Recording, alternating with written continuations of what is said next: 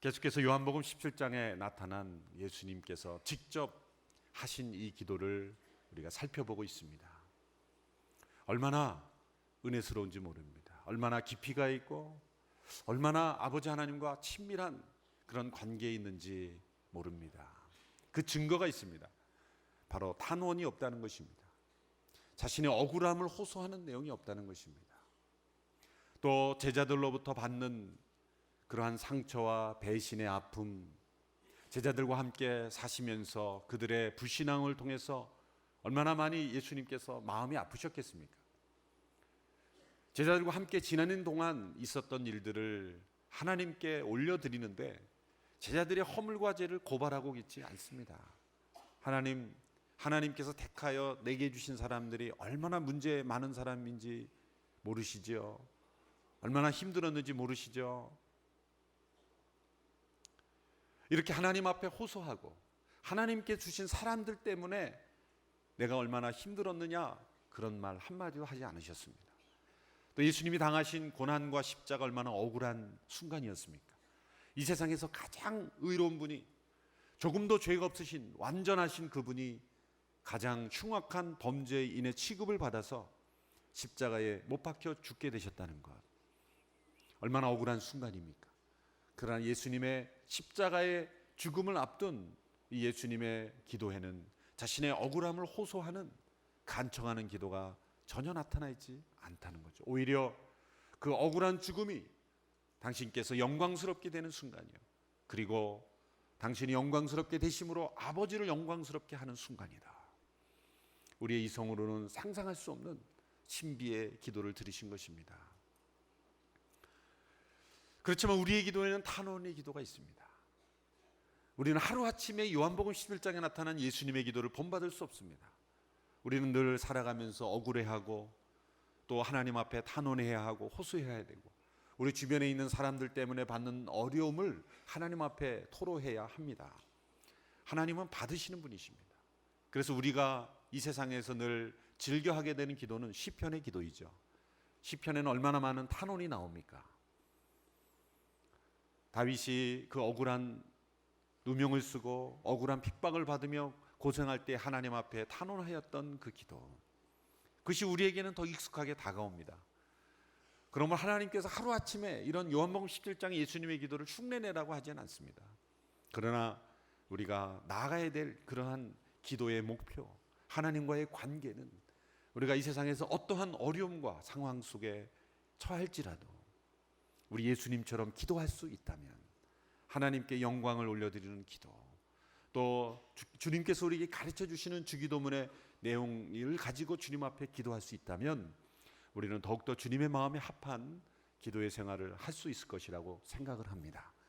우리의 기도에서 단원의 기도보다는 이 주의 뜻을 이루는 감사의 기도, 신뢰의 기도, 미래에 대한 기대의 기도, 이런 비전의 기도가 더 많아질 수 있게 되기를 축원합니다.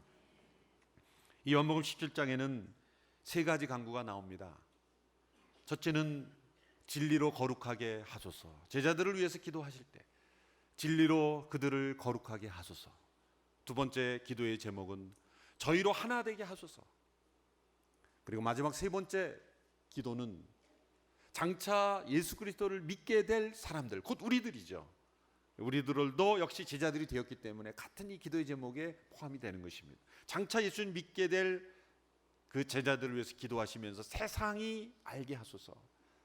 세상이 예수 그리스도를 알게 하소서. 세상이 하나님 아버지를 알게 하소서. 진리로 거룩하게 하소서. 저희로 하나 되게 하소서. 그리고 세상이 알게 하소서. 이것이 핵심적인 세 가지 기도의 제목입니다. 그러나 사실은 한 가지 기도의 제목입니다. 왜냐하면 이 세 가지 기도 제목을 한 문장, 한 기도의 제목으로 만들 수가 있기 때문이죠. 저희가 진리 안에 하나 되게 하셔서 세상이 하나님을 알게 하소서. 한 문장 기도 제목으로 만들 수가 있기 때문입니다. 오늘 특별히 진리로 거룩하게 하소서라는 이 기도의 제목을 집중적으로 함께 살펴보고 내일 나머지 두 가지 기도 제목을 함께 살펴보고자 합니다. 진리로 저희를 거룩하게 하소서. 삼위일체 하나님은 진리의 하나님이십니다. 오늘 본문에도 보면 하나님의 말씀이 진리이다 이렇게 말씀했습니다. 하나님의 말씀은 진리입니다. 17절의 말씀입니다. 진리로 그들을 거룩하게 해 주소서. 아버지의 말씀은 진리입니다. 아버지의 말씀이 진리입니다. 또 두 번째 무엇이 진리입니까? 바로 예수 그리스도, 그분 당신 자신이 이 진리이십니다. 내가 길이요 진리요 생명이다. 또 세 번째로 성부 하나님께서도 진리의 성령이시라고 말하고 있습니다. 요한복음 16장 13절의 말씀을 보십시오. 같이 한번 읽어볼까요? 시작. 그러나 진리의 성령 그분이 오시면 너희를 모든 진리 가운데로 인도하실 것이다. 그분은 자기 생각대로 말씀하시지 않고 오직 들은 것만을 말씀하시며 또한 앞으로 일어날 일들을 너희에게 말씀하실 것이다. 성령님을 소개할 때 예수님께서 보혜사 성령이 오실 것이다. 내가 가면 보혜사께서 오실 것이다 라고 말씀하셨는데, 그 보혜사 성령님을 설명하는 첫 번째 수식어는 바로 진리의 성령이었다는 거예요. 성령님의 많은 사역과 많은 그러한 일들이 있지만은 그 중에 가장 우리가 먼저 기억해야 될 것은 바로 성령님은 진리의 성령님이시라는 겁니다. 우리를 진리 가운데로 인도하시는 분이라는 것입니다. 저는 오늘날 성령의 사역과 성령의 역사를 사모하는 모든 분들이 가장 먼저 기억해야 할 것, 성령님은 우리를 진리 가운데로 인도하시는 분이라는 거예요. 진리란 무엇입니까? 하나님의 말씀이 진리요, 예수 그리스도 그분의 인격이 진리요, 그리고 성령님께서 진리의 성령이에요. 삼위일체 하나님이 진리의 하나님입니다. 진리라는 건 변하지 않는 것입니다. 옳은 것입니다. 아무리 시대가 바뀌고 문화가 바뀌어도 옳은 것, 때로는 한 시대는 옳았지만 그 다음 시대는 옳지 않은 것이 있습니다. 그러나 진리는 오고는 모든 세대에 변함없이 옳은 것입니다. 변할 수 없는 것입니다. 기준이 되는 것입니다. 표준이 되는 것입니다. 진리를 정통이라고 하죠. 오소독스, 영어로 하면 오소독스, 정통. 사람들은 정통성 있는 진리의 근거에서 살아가기보다는 전통에 익숙해서 살아갑니다. 전통은 트래디션입니다. 오래된 것은 다 전통이라고 말합니다. 어느 시대건 어느 나라건 몇백 년 이상 되면 다 전통으로 보존합니다. 그것이 심지어 진리가 아닐지라도, 옳은 것이 아닐지라도 세상은 전통을 중요시합니다. 그러나 그것이 바로 진리의 전통이 아니라면 그것은 우리가 버릴 수 있어야 합니다. 하나님의 진리가 아니라고 한다면 그것을 버릴 수 있어야 합니다. 이 정통과 전통을 잘 구별할 줄 알아야 됩니다. 교회에도 전통이 있어요. 그런데 때로 보면 정통성이 없는, 진리가 아닌 전통이 많아요. 진리가 아닌 전통을 바꾸지 못하면 교회는 정통성을 잃어버려요. 진리를 잃어버리는 것입니다. 성령 하나님께서 우리 가운데 오시면 우리에게 주시는 것이 뭡니까? 진리를 깨닫게 하시는 거예요. 길과 진리요 생명이 되신 예수 그리스도의 인격과 그분의 살아계심을 체험하게 하는 것입니다. 그분을 의지하며 살아가게 하시는 것입니다. 나의 판단과 생각이 이 시대의 가치와 변하는 자기의 의견에 근거해 살아가는 것이 아니라 변치 않는 하나님의 진리, 옳은 것, 어느 시대거나 바른 것, 이것에 근거한 것이죠. 여러분, 우리 자신이 얼마나 우리 마음속에 진리가 아닌 나 자신에 대한 거짓말을 의지하며 살아가는지 아십니까? 모든 사람은 자신의 그 믿음의 체계가 있어요. 빌리프 시스템이 있어요. 그래서 거기 내용에 들어가 보면 부모님으로부터 받았던 어떤 교훈, 가훈, 학교에서 배웠던 선생님한테 배웠던 어떤 좋은 그런 명언들, 자기가 인생을 살아가면서 체득하게 된 어떤 원리들 다 일리가 있습니다. 어느 정도 가치 있는 것입니다. 한 시대에. 그러나 진리가 아닌 것들이 많습니다. 진리가 아닌 것들이 많습니다. 진리가 아닌 것들을 나의 마음속에 전통이라고 생각되는 것들을 익숙해서 살아가면서 우리는 신앙생활을 한다고 생각해요. 자기를 숭배하는 자기 종교가 있습니다. 자기가 하나님이 되어 있는. 여러분, 우리는 법교도 그리스도인이 되기를 축원합니다. 그래서 이 빨간 사과와 토마토를 비유하는 어떤 분이 계세요. 빨간 사과는 겉은 빨간데 껍질을 벗기면 다른 색이 나오죠. 그렇게 돼서는 안 된다는 거예요. 토마토는 겉은 빨개도 속도 빨개야 된다는 거예요. 겉과 속이 같은 복음 안에서 진리로 하나 되는 저희가 되어야 합니다. 그런 역사를 이루시는, 그런 역할을 하시는 분이 누구십니까? 바로 성령 하나님이세요. 그래서 성령이 충만하다는 것은 진리가 충만하다는 겁니다. 진리가 무엇인지를 분명하게 깨닫게 된다는 거예요. 진리 안에 살아간다는 것입니다. 진리의 성령. 그 진리가 우리를 거룩하게 하신다는 거예요. 진리로 거룩하게 하소서. 이것이 바로 예수님이 우리 제자들, 우리들을 위한 예수님의 기도의 제목이었습니다. 진리만이 우리를 거룩하게 한다는 것입니다. 거룩 그러면 우리는 흔히 몸이 건조하고 딱딱하고 재미없고, 또 거룩한 예배를 드리십시다, 예배를 거룩하게 드립시다, 그러면 대부분 생각하는 게 어떤 예배입니까? 거북한 예배를 상상하고 있어요. 움직이지도 않고 숨도 안 쉬는 것처럼 가만히. 거룩, 정적인 것이 거룩입니까? 저 아프리카 사람들에게는 흔드는 것이 거룩입니다. 문화입니다. 절대적 진리가 아닙니다. 예배 형식, 스타일, 그런 것들은 진리가 아닙니다. 미국에 있을 때 한 그 흑인들이 예배 드리는 것을 봤는데, 보니까 저는 깜짝 놀랐어요. 목사님이 막 설교를 하는데 한 사람이 막 뚜벅뚜벅 걸어 올라와요, 설교 시간에. 그러더니 어깨를 튀면서 맞대는 거예요. 아, 당신 말이 맞다고 그러면서 That's right 그러면서 막 자기가 옆에서 막 그러고 들어가요. 근데 아무도 거기에 대해서 제지하는 사람도 없고, 여기저기 일어나가지고 설교하는데 맞다고 그러면서 막 그런 신경도 안 써요. 그리고 막 그러고, 제가 막 설교하는데 올라와도 어깨 두들기면서 맞다 그러면은 아마 목사님들이 연행해 갈걸요? 문화입니다. 문화. 아프리카 사람들은 전혀 갈등이 없어요. 근데 2시간을 흔들어야 이게 거룩입니다. 그 사람들은 거룩한 예배. 옆에 사람들이 찬양할 때 이 머리만이 흔든다고 너무 붙잡지 마세요. 이 문화입니다. 그러나 다른 사람들에게 피해를 줘서는 안 되죠. 절대적 기준, 우리가 만든 어떤 형식, 제도, 그 자체를 거룩이라고 말할 수 없어요. 구약의 이스라엘 백성들, 신약의 유대인들, 그들이 만든 종교적 체계, 바리새인들이 만들어 놓은 어떤 형식과 제도 속에 그들은 금식이란 이렇게 해야 되는 것이다, 머리를 풀어헤치고 얼굴을 흉하게 하고, 그리고 옷을 길게 늘어뜨리면서 힘없이 걸어다니면서 금식하는 것이다 라는 폼을 만들어 놨어요. 그러나 금식은 펑션이지 폼이 아니죠. 하나님의 임재 앞에서 음식을 먹지 않음으로써 하나님과 친밀함을 나누는 그런 기능이지, 어떤 모양으로 하느냐가 금식은 아니죠. 오히려 예수님이 거꾸로 말씀하셨어요. 금식할 때는 얼굴을 깨끗이 하고 기름을 바르고 윤기가 나게 해서 너의 금식을 모르게 하라. 금식은 은밀하게 해야 되는 것입니다.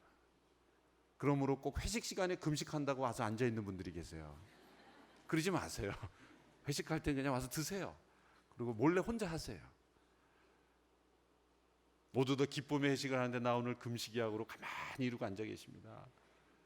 그리고 얼굴은 초췌한 얼굴을 하면서 세수도 잘 안 한 얼굴에 이렇게 앉아 계셔서, 그래 도대체 몇 끼를 했길래 그렇게 얼굴이 초췌해? 그랬더니 한 끼. 그건 다 변할 수 있는 것들이에요. 진리는 변하지 않습니다. 거룩함이란, 진리 안의 거룩함이란 어떤 일정한 제도, 유형, 모습, 그런 폼을 가리켜 거룩한 것이라고 말하지 않았어요. 그러나 일시적으로 하나님께서 성전의 제도를 만들고 성막의 제도를, 물건을 만들 때 이것은 거룩한 것이다, 그 물건을 가리켜도 거룩한 것, 그것은 그것 자체가 성질이 특별하다는 게 아니라 구별되어 사용된다는 의미인 것입니다. 심지어는 이방인의 왕도, 이방인의 군대도 하나님이 거룩한다 그랬어요. 이방인이 왜 거룩합니까? 하나님도 모르는데. 그것은 하나님께 구별되어 사용될 때 거룩하다 이렇게 말하는 것이지, 그 자체의 성질이 다르다는 것이 아닙니다. 교육자들도 잘못하면 목소리도 거룩한 목소리로 바꿔서 말할 때가 있어요. 홀리 보이스라 그러죠. 가만히 들어보면 그건 거룩한 소리가 아니라 가래 끓는 소리예요. 걸음도 거룩한 걸음. 그런 폼 자체가 우리의 거룩을 의미하는 것이 아닙니다. 예배당 공간을 거룩한 공간이라고 구별하는 것. 저희 어릴 때도 예배당 간위에는 제가 다닌 교회도 올라오지도 못했어요. 그래서 이 단지상이 거룩한 장소에 아이들이 신발 신고 올라가서 안 난댄다. 그때부터 약간 반항적인 기절이 있었던 것 같아요. 제가 아이디어를 냈습니다. 그 단상과 똑같은 높이를 공사장에서 그 판넬 같은 거를 어디서 이렇게 막 훔쳐와가지고 아이들이랑 저녁에 가서 앞에다가 만들었어요, 단지상을. 그리고 여기를 막아버렸습니다. 거룩한 장소를 막아버렸습니다. 천으로 막아버리고 무대를 만들었어요. 예. 그래가지고 그 행사를 했던 기억이 납니다. 그러니까 안 올라갔으니까 아무런 문제가 없죠. 그렇게 장소적 구별을 하는 것이 거룩인가? 하나님께 구별되어 아름답게 사용되는 것이 거룩입니다. 진리로 거룩하게 하소서. 우리가 진리 안에 우리의 모든 삶이 하나님께 구별되어 쓰임 받는 것이 거룩입니다. 그러기 위해서 예수님께서 기도한 내용 중에 세 가지 중요한 진리 안에 거룩함을 누리는 사람들의 모습, 세 가지로 오늘 본문에 등장합니다. 첫 번째는 주님의 기쁨이 충만한 사람들입니다. 17장 13절의 말씀을 함께 보십시오. 17장 13절 시작. 그러나 이제 나는 아버지께로 갑니다. 내가 세상에서 이것을 말하는 것은 내 기쁨이 그들 속에 충만하게 하려는 것입니다. 진리로 거룩하게 하소서. 그러면 그 기도의 제목이 이루어질 때의 모습을 예수님께서 이미 기도 가운데 보이셨습니다. 주님의 기쁨이 그들 가운데 충만하게 하는 것입니다. 거룩함이란 무엇입니까? 기쁨이 없이 우울한 것이 아닙니다. 진정한 거룩함이란 세상이 가지지 못한 기쁨을 충만하게 누리는 것입니다. 기쁨이 충만한 거예요. 이게 거룩함입니다. 진리 안에서 거룩해지면 날마다 우리 가운데 기쁨이 샘솟습니다. 심지어는 환난 중에도 즐거워하는 것입니다. 로마서 5장 말씀에 환난 중에도 즐거워하나니. 웨스트민스터 신앙고백 제1장 제1조. 인간의 제일 되는 목적은 무엇인가? 인간의 존재의 목적은 무엇인가? 이렇게 설명합니다. 하나님을 영화롭게 하며 영원토록 그 하나님을 즐거워하는 것이다. 하나님을 영화롭게 하는 것, 동시에 우리가 그 하나님을 즐거워하는 것. 우리는 앞에 부분에만 초점을 둘 때가 많아요. 하나님을 영광스럽게, 하나님을 영화롭게. 그러나 하나님은 영광스럽게 되고 우리는 아무 기쁨이 없니 무미건조한 삶을 살라고 하지 않으셨습니다. 하나님을 기뻐하는 거예요. 그것은 하나님의 기쁨이 우리 안에 있는 것, 주님의 기쁨이 우리 안에 있게 하시리는 원하는 것입니다. 우리의 인생의 가장 중요한 목적은 주님의 기쁨이 우리 안에 충만하게 있는 것입니다. 그러므로 충만한 주님의 기쁨을 누리지 못하면 인생의 목적에 합당하지 못하게 사는 것입니다. 여러분, 이 기쁨이 여러분 속에 있습니까? 만일 이 기쁨이 없다면 그 이유가 무엇입니까? 진리 안에서 거룩해지지 않았기 때문입니다. 진리 안에 거룩한 삶을 사는 사람은 이 주님의 기쁨이 충만합니다. 구약의 하박국 선지자가 죄악이 가득하고 하나님의 심판을 받는 그 땅을 보면서 하나님 앞에 호소했죠. 그리고 나서 마지막에 하박국 3장 17절 18절에서 어떻게 노래했습니까? 어떤 노래를 불렀습니까? 하박국 3장 10절 18절 우리 같이 한번 읽어볼까요? 시작. 무화과 나무가 싹이 트지 않고 포도나무에 열매가 없다고 해도 올리브 나무에서 수확할 것이 없고 밭은 먹을 것을 생산하지 못해도 우리 안에 양떼가 없고 외양간에 소가 없다 해도 내가 여호와를 기뻐할 것이고 내 구원이 되신 하나님을 즐거워할 것입니다. 이 하박국 선지자의 기쁨과 즐거움은 소유의 기쁨이 아니었습니다. 풍성함의 기쁨도 아니었습니다. 오히려 심판의 현장이었습니다. 무화과 나무가 싹이 없고 포도 열매가 없고 이 나무와 열매가 없다는 것, 자연적으로 맺어져야 될 일들이 없다는 것은 하나님의 저주가 임했다는 거예요. 하나님의 심판이 임했다는 것입니다. 역사의 하나님의 심판의 현장 속에서도 기뻐할 수 있는 것은 하나님은 기뻐할 수 있는 것입니다. 때로 우리가 하나님께서 주신 축복이 없을 수 있습니다. 나무와 열매, 소출이 없을 수 있습니다. 하나님이 주신 축복으로 즐거워하는 것이 있고 하나님을 즐거워하는 것이 있습니다. 이 두 가지를 우리는 구분할 수 있어야 합니다. 대부분 우리가 기뻐하고 즐거워하는 것은 하나님이 주신 축복, 하나님이 주신 은혜, 하나님이 주신 우리에게 주신 어떠한 인생의 그 무엇, 선물, 그것으로 우리가 기뻐할 때가 많습니다. 그러나 이 하박국 선지자는 그 모든 하나님이 준 축복과 선물이 없을지라도 하나님은 진리이시기에, 변치 않는 분이기에, 사랑이기에 우리가 하나님은 즐거워할 수 있는 것입니다. 이것이 우리의 신앙의 목표입니다. 그리고 진리 안에 거룩해졌을 때 도달할 수 있는 그런 인생의 목표죠. 구약의 뿐만입니까? 신약의 사도 바울도 비슷한 고백을 했지 않습니까? 기쁨의 서신이라고 하는 빌립보서는 사도 바울이 감옥에서 썼습니다. 감옥에서 그는 기쁨을 호소했습니다. 기뻐하십시오. 항상 기뻐하십시오. 다시 말하노니 주 안에서 기뻐하십시오. 계속해서 반복하는 이유는 무엇입니까? 그는 감옥 속에서 기뻐하고 있었다는 것입니다. 감옥 속에서 기뻐할 일이 뭐가 있겠습니까? 자신의 상황을 기뻐한 것입니까? 그것보다도 하나님을 기뻐했기 때문에, 주님을 기뻐했기 때문에 자신이 처한 형편이 자신의 죄와 문제 때문이 아니라 복음이 증거되는 일, 그리고 진리 안에 자신이 거룩한 삶을 살고 있다는 그러한 사실로 인해서 하나님을 기뻐하고 있었기 때문입니다. 결국 예수 그리스도의 십자가 앞에서 예수님은 그 앞에 있는 영광스러움을 내다보시고 십자가를 참으시되 억지로 힘들게 속에는 분노와 원한이 가득한 마음으로 참은 것이 아니라 기쁨으로 참으신 것입니다. 넘치는 기쁨이 십자가의 고통을 감당할 수 있었던 것입니다. 여러분, 우리가 안에 이 기쁨이 있어야 하는 것입니다. 이 기쁨은 그냥 얻어지는 것이 아닙니다. 소유와 상관없는, 상황과 상관없는, 환경과 상관없는, 그리고 역사의 어떤 현장과도 상관없는 기쁨은 바로 진리 안에 거룩해질 때, 진리로 거룩해질 때, 진리 안에 있을 때만 얻을 수 있는 것입니다. 여러분, 이러한 기쁨이 우리 가운데 충만하게 있게 되기를 바랍니다. 여러분이 세상의 기쁨은 슬픔이 없는 상태를 말합니다.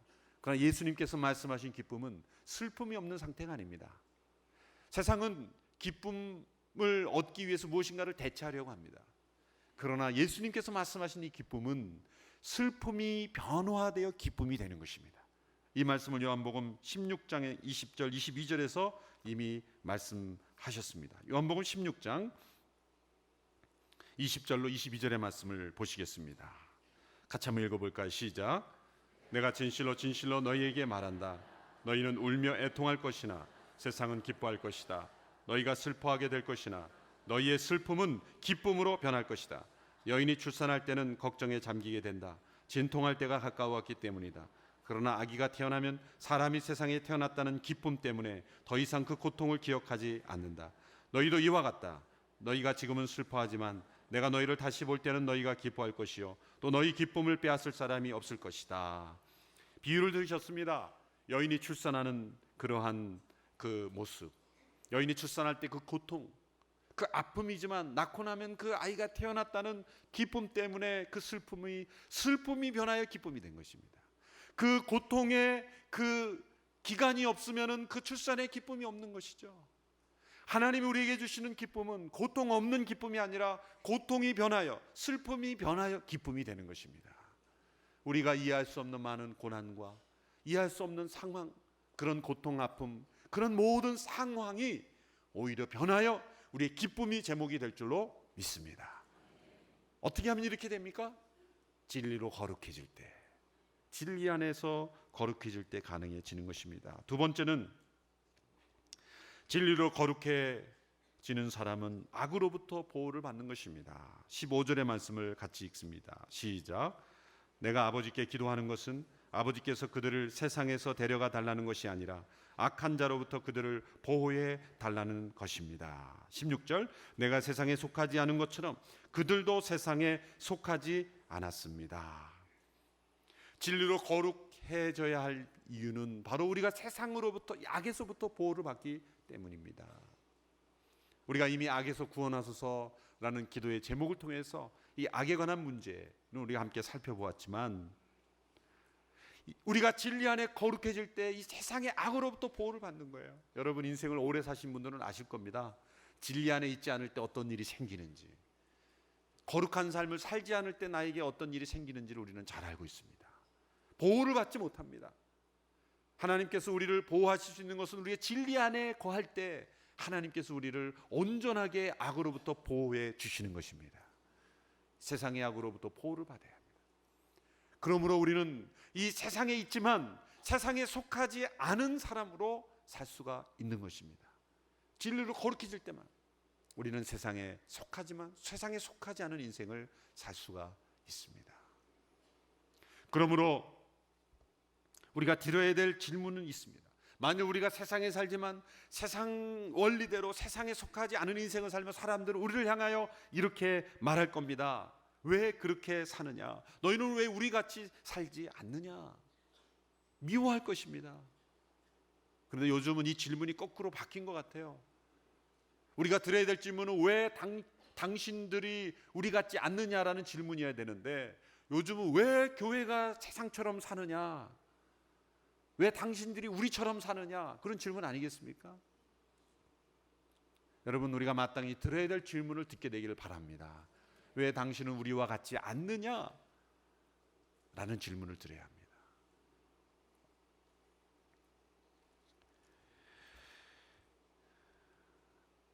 세상으로 살 때에 세상에 살 때 진리로 거룩함 받을 때 세상이 우리를 이해하지 못하고 세상으로부터 미움을 받는다 그랬습니다. 14절의 말씀을 보십시오. 나는 그들에게 아버지의 말씀을 주었는데 세상은 그들을 미워했습니다.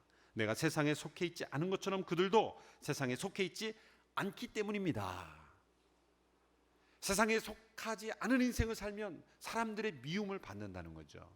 이 말씀을 생각하면 떠오르는 동화가 있습니다. 어렸을 적에 한 번 정도 읽었을 안델센의 동화가 있죠. 미운 오리 새끼. 어느 날 알들이 태어났는데 마지막 알에서 깨어난 그 오리가 다른 오리와 비교할 수 없을 만큼 흉측하게 생긴 거예요.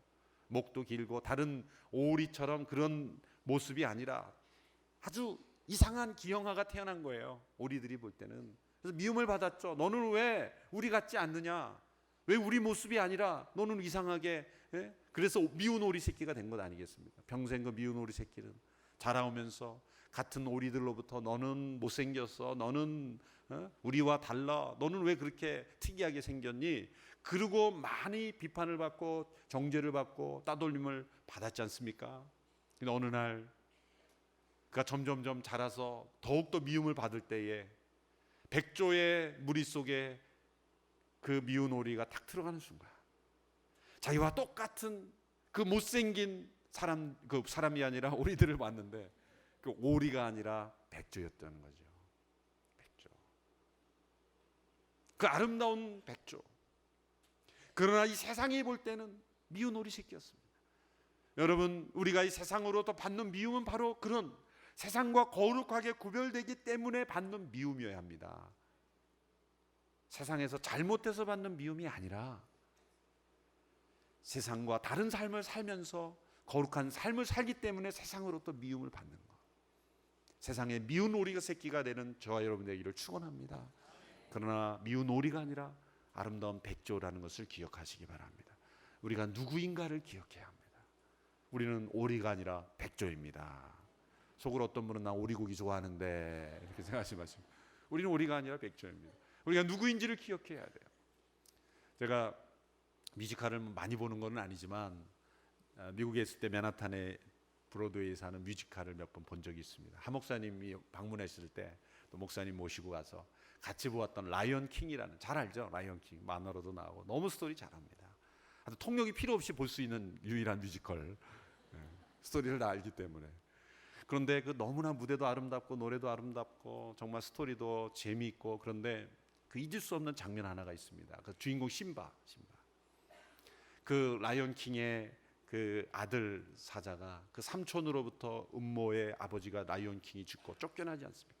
방황합니다. 인생을 방황합니다. 아무렇게나 삽니다. 좌절했습니다. 두려워했습니다. 어느 날 그 라이언 킹이 나타나죠. 그리고 음성이 들려왔죠. 그 물에 있는 그 호수, 작은 호수인가요? 거기에 자기 얼굴이 비치면서 이런 음성이 들려옵니다. Remember who you are. 너가 누구인가를 기억하라. Remember who you are. 제가 지금도 그 대사를 잊어버리지 않는 이유는 해석 없이 기억할 수 있는 유일한 대사였기 때문에 평생 잊을 수가 없어요. 절대 잊어버리지 않는 가장 쉬운 단어이기 때문에 Remember who you are. 너가 누구인지를 기억하라. 거기서부터 이 심바가 다시 자라기 시작하죠. 여러분, 우리가 오리가 아니라 백조인 것을 기억하시기 바랍니다. 우리는 세상에 속해서 휩쓸려갈 인생이 아니라 세상에 속하지 않은 하나님의 거룩한 백성인 것을 기억하시기를 바랍니다.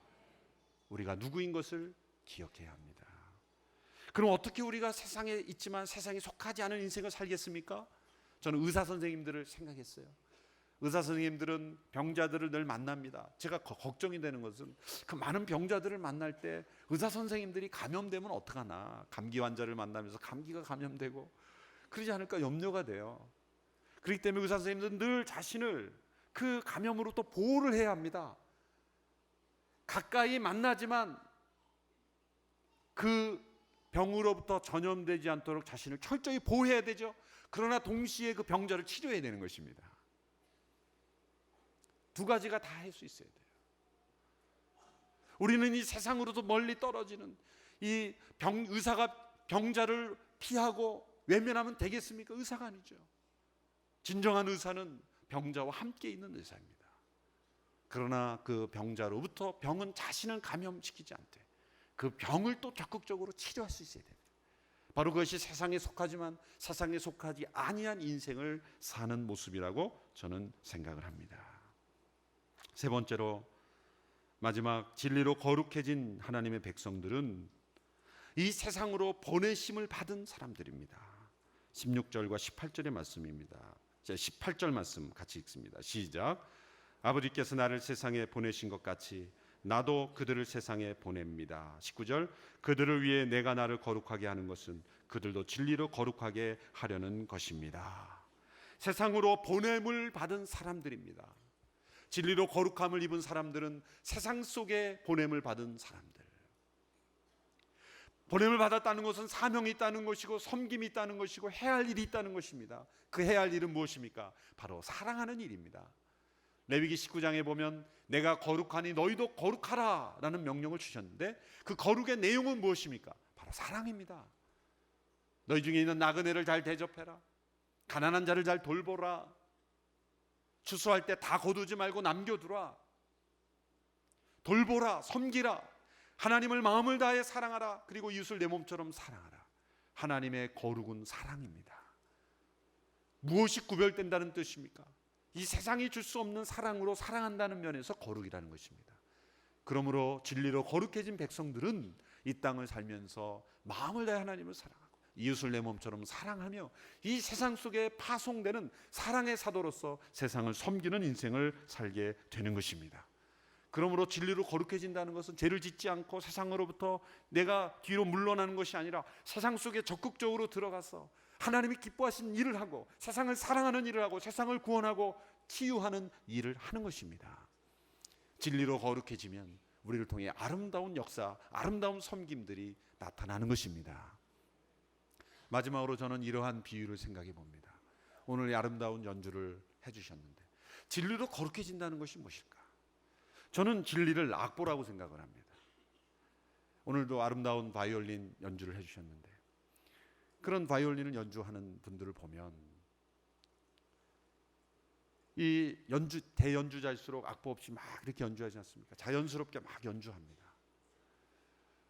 얼마 전에도 양지에서 정트리오 그 세 분께서 연주회를 추모 음악회를 했습니다마는 그분들 보면 그 전에도 끊임없이 연습을 합니다. 그 대가들도 끊임없이 연습을 해요. 제가 너무 감동을 받은 나머지 무대에 올라가서 저한테 바이올린 한번 주십시오. 그리고 제가 마음대로 연주를 합니다. 하고 싶은 대로 막 연주를 합니다. 저는 자유롭게 연주했습니다. 그 순간 1분도 안 돼서 다 자리를 일어날 겁니다. 왜 그러죠? 저는 악보를 무시하고 연주했기 때문에. 그러나 아무리 훌륭한 대가일지라도 악보 없는 연주라는 건 있을 수 없죠. 연주를 하더라도 악보를 만들면서 연주를 하는 거지. 그 음의 질서를 떠난 연주는 있을 수가 없는 것입니다. 하나님의 진리는 우리 인생에 주신 악보입니다.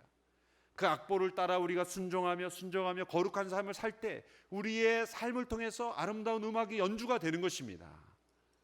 그리고 모든 공동체가 진리 안에 함께 거룩하게 살아갈 때 우리 모든 성도들을 통해서 아름다운 하모니가, 아름다운 음악이 울려 퍼지는 거죠. 세상이 듣고 싶은 것은 바로 그런 아름다운 음악인 것입니다. 시끄러운 소리가 나는 곳에는 사람들이 피합니다. 그러나 아름다운 음악이 울려 퍼지는 오케스트라 앞에서는 걸음을 멈추고 감상을 하게 되는 거예요. 이 세상을 향한 전도와 선교는 바로 이겁니다. 우리의 모든 삶이 진리 안에 거룩해졌어. 아름다운 오케스트라가 돼서 아름다운 음악이 울려 퍼질 때 사람들이 가던 길을 멈추어서 귀를 기울이게 하는 것, 이것이 바로 우리의 세상 속의 사명인 것입니다. 세상 속의 아름다운 음악을 연주하는 진리로 거룩한 인생을 사는 저와 여러분 되기를 축원합니다.